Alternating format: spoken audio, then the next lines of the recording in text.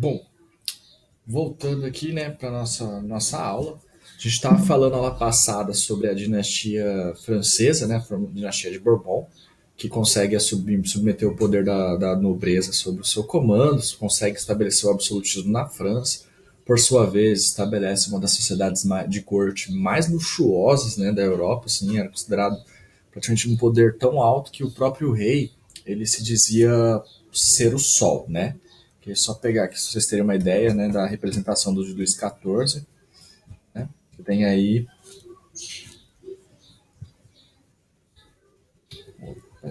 Luís XIV, você tem aí o que seria praticamente uma projeção máxima do que era o antigo regime. Essa foto que é uma das mais famosas, você vê que todas as vestes dele do luxo revestes com a flor de lis. Você tem o cedro que representa poder junto à coroa. A partir dali ele usa salto alto para parecer mais alto, né, e tudo mais. A espada caravejada e você tem aí ó, vários elementos que mostram aí ó, a força da sua realeza, né? E aí, como a gente falou, era uma sociedade baseada de regras, né? O controle era absoluto do monarca, então faz parte dessa estrutura de poder aí da Idade Moderna, beleza? E aí na Inglaterra você tem a dinastia de Anjou, aí que em inglês ficaria a dinastia Plantagenet, né? Que aí você tem o ducado na Normandia se estendendo o poder para na região da Inglaterra. A partir daí você tem o processo de subelevação de Henrique II, combatendo o que seria o restante de uma nobreza em crise, né, dos antigos senhores feudais, ou do próprio baronato em crise. Aí você tem aí também, após o Henrique II, o Ricardo Coração de Leão, que ele foi lutar para as cruzadas, e nas cruzadas, pela sua ausência, quem vai governar é o teu irmão, né, o João Sem Terra. E aqui é um processo importante aqui, porque o João Sem Terra ele fez uma política marcada por um grande fiasco, né, já que ele enfrentou a França várias vezes, né, em vários conflitos, perdeu feudos importantes na França, perdeu a atuação inglesa na França, ao mesmo tempo que essas guerras que ele praticamente levantava contra alguns senhores feudais, ou até mesmo contra os franceses, geravam custos altíssimos, né, para a coroa, e a coroa aumentava os tributos em cima dos camponeses, da própria burguesia. A nobreza perdia muitos homens, né, perdia muitos vassalos, né, nesses conflitos mal geridos ou com pouca estratégia e tudo mais, e com isso a nobreza se revolta contra o João Sem Terra. Né? A partir daí você tem aí um processo de elaboração de um limitador do poder real. O que é interessante, porque na Inglaterra isso vai funcionar, porque não havia ali um exército permanente custeado plenamente pelo rei inglês, né, pelo monarca. Você tem aí a nobreza também fundamentando um papel importante na atividade militar. Os juízes também, o sistema judiciário também era independente do sistema financeiro real. Então você tem aí certa autonomia política, tanto do lado da nobreza quanto do lado da burguesia, até mesmo também dos juízes de paz, né? Era formado também pela nobreza, da atuação do rei. Então, por isso, eles conseguiriam fazer uma espécie de limitador do poder que a gente vai chamar de Carta Magna, que seria um conjunto de leis que o rei estaria submetido para poder governar. Né? E aí, como tal, você tem aí a formação da Carta Magna, que estabelece que o Conselho do Baronato, né, o Conselho de Barões, deve estar associado ao rei para decidir tomar qualquer decisão que visava a guerra, visava o conflito militar. Ao mesmo tempo que o rei precisaria convocar o parlamento, que foi a partir daí criado junto com a Carta Magna, para decidir o aumento de impostos ou uma nova lei, né, de maneira vertical, beleza? E o parlamento inglês era composto pela Câmara dos Lords, né, participaria da nobreza e do alto clero, e a Câmara dos Comuns, que era a pequena nobreza, ou nobreza, a burguesia em si, e uma camada intermediária proprietária de terra chamada gentry, né? Então, a partir daí, esse era o sistema de governo inglês. Porém, com a Guerra das Duas Rosas, né, futuramente você vai ter na dinastia Plantageneta um príncipe chamado Eduardo III, né, chamado também de o Príncipe Negro da Inglaterra. Por ser muito novo, ele vai estar envolvido em uma contenda de duas casas dinásticas poderosas, de casas da nobreza poderosas, né, que seria os Lancasters e os Yorks, que vão lutar pela área de influência do governo inglês junto ao Eduardo III, dando início a uma guerra de 38 anos, conhecida como Guerra das Duas Rosas, que por sua vez vai enfraquecer as duas famílias poderosas e vai dar margem de ação para uma nova família aliada aos Lancasters, que saíram vencedores, né? Porém derrotados na perspectiva financeira, os Tudors, né, que entram no poder aí. E aí você tem o rei mais poderoso da dinastia Tudor, que seria o Henrique VIII, que é o símbolo de poder e autoridade e o absolutismo inglês. Primeiro que ele governou muito bem, né? Deixa eu colocar aqui.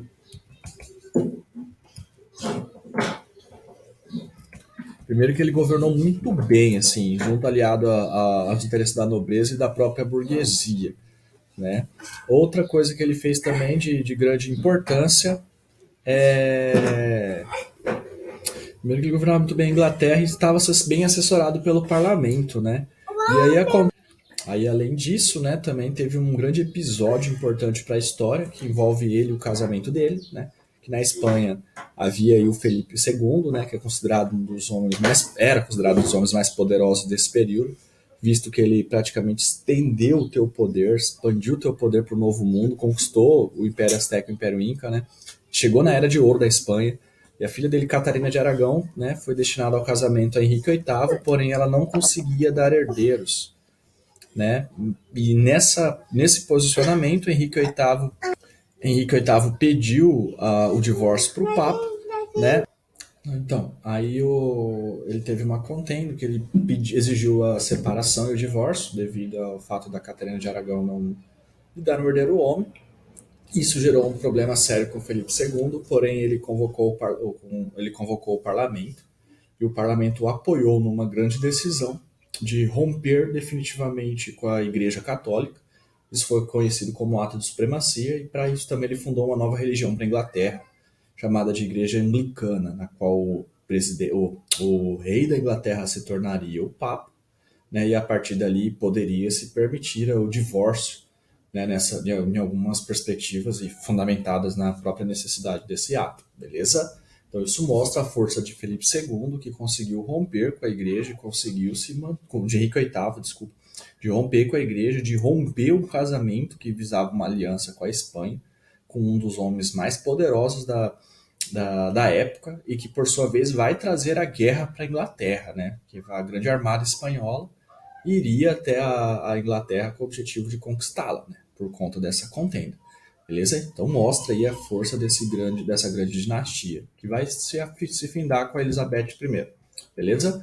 E aí você tem aí a monarquia espanhola, essa aqui a gente já viu, a monarquia espanhola, que por sua vez ela vai se unificar a partir do casamento, né, da família de Aragão e de Castela, que por sua vez se consolida em 1469 e também eles vão, né, se unificar, né, ou se unir a partir dessa aliança, unificando os três reinos da Espanha, né, Castela, Aragão e Leão, né, vão se unificar nesse casamento para lutar contra os islâmicos que ainda dominavam a Península Ibérica, beleza? E a partir daí você tem as guerras de reconquista que, por sua vez, findam também a conquista de Granada e que, por sua vez, também vai dar início às grandes navegações, né, financiando aí a viagem de Colombo nesse período, né, por essa mesma casa dinástica. Quem vai ajudar ainda Colombo vai a Isabel de Castela, que por sua vez vai fazer com que Colombo chegue até a América, né? Consiga chegar até a América em 1492, beleza? A partir daí agora a gente vai falar um pouco dos teóricos do absolutismo, né? Peguei esse slide antigo aqui, né? Vocês vão deixar de ver o rosto um pouquinho, porque aqui já está mais facilmente distribuído aí, colocado bonitinho alguns teóricos, beleza? E aí você tem aí esses caras tentando entender e olhar de fato como funciona a natureza da estrutura monárquica absolutista, né? Ou melhor, como funciona a natureza do poder, e como ele se organiza e como ele se mantém e tudo mais, né? E aí você tem desde os teóricos em que entendem numa perspectiva mais racionalista, como é o Dante de Alighieri, né? Que um dos preceitos que ele diz sobre a governabilidade a partir do princípio monárquico é que o rei não deva sofrer influência da Igreja Católica, beleza? Que religião e política são duas áreas distintas e que um rei que possibilite a interferência direta na sua estrutura de poder, né, do caso da Igreja, acaba fadado ao fracasso, né? Então aí é uma perspectiva mais racional. Você também tem perspectivas teológicas, né, baseadas pelo advento da Igreja, que a Igreja também escreve sobre a estrutura de poder e como ela se organiza, né, que busca os espelhos, né, que seriam homens honrados, reis justos, marcados pela benevolência e mansidão, né, Assim como também tentam entender os reis que são ruins também, que aí é pela questão da permissão de Deus ou não, né?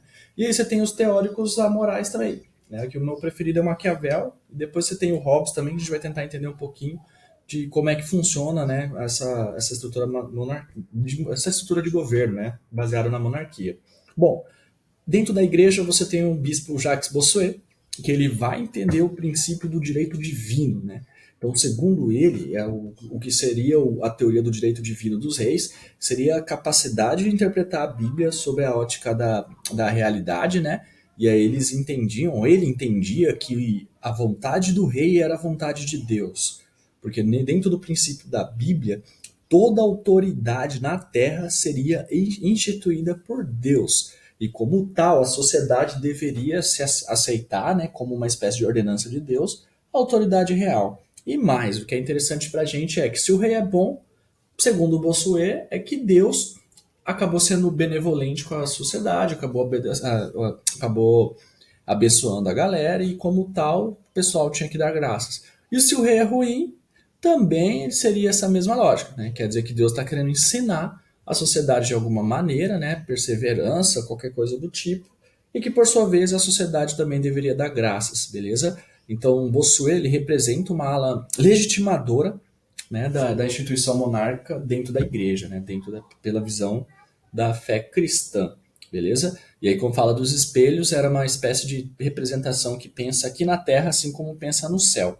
É uma ideia que vem desde Santo Agostinho lá, que ele vai escrever a cidade antiga, tentando entender essa projeção da cidade dos céus e a cidade terrena, né, de como funciona o poder no céu, para tentar entender como funciona o poder na Terra, beleza? E aí você tem Nicolau Maquiavel, esse é o meu preferido, e se você lê esse cara, se você lê o Príncipe, você vai entender boa parte das relações humanas, assim, das relações que envolvem poder e tudo mais, né? Então é o meu livro preferido, é um dos meus livros preferidos de cabeceira, então leio direto, sempre quando eu posso, né? Alguns princípios ainda se mantêm vivos e tudo mais, né? Você tem aí a ideia de Maquiavel, primeiramente que todo mundo fala, né? Ah, que ele é mau, assim, que a pessoa, ah, você é maquiavélico, ah, você é mau, não sei o quê. Isso é uma falsa visão que se tem sobre ele, né? É porque ele presume o que a gente vai chamar de um pensamento político amoral. Isso quer dizer o quê? A moral, que é certo e errado, ele não é uma questão dada de maneira universal, né, como pensava na perspectiva de Kant, né, não é uma coisa que está presente transversal na sociedade, o que é certo e o que é errado. Então ele vai falar que a modalidade da ação, assim como determinados contextos, infere na mudança o que é certo e o que é errado, o que é bom, o que é mal. Então, para ele, na política, um rei não deve seguir os padrões de certo e errado, né, como se isso fosse dado. Ou seja, o rei que sempre age pelo certo, assim como o rei que age pelo errado, possui resultados diferentes em relação como é que fala, a contextos diferentes. Por exemplo, se uns bandidos entram na tua cidade, né, e começam a saquear a tua cidade, você não vai agir pelo laço de benevolência, você vai agir pelo laço de crueldade com eles. Então seria mais ou menos essa medida. E segundo Maquiavel, o que vai medir o que você fez, né, como certo e errado, seria o resultado de toda a sua ação. Se o resultado for bom, sua ação foi boa, independente se ela é vista como certo ou errado. E se sua ação for mal, também. Então ele vai falar que existem duas maneiras de governar nessa perspectiva: governar pelo amor e governar pela dor. Porém, segundo Maquiavel, as pessoas tendem a trair, né, e a desfazer das relações de fidelidade em relação às pessoas que elas amam, né? Porém, elas têm resistência em fazer a mesma coisa com pessoas que elas temem, né? Então, se não há possibilidade de você ser amado e temido ao mesmo tempo, que você escolha sempre ser temido. Que aí o resultado costuma ser melhor do que você ser amado.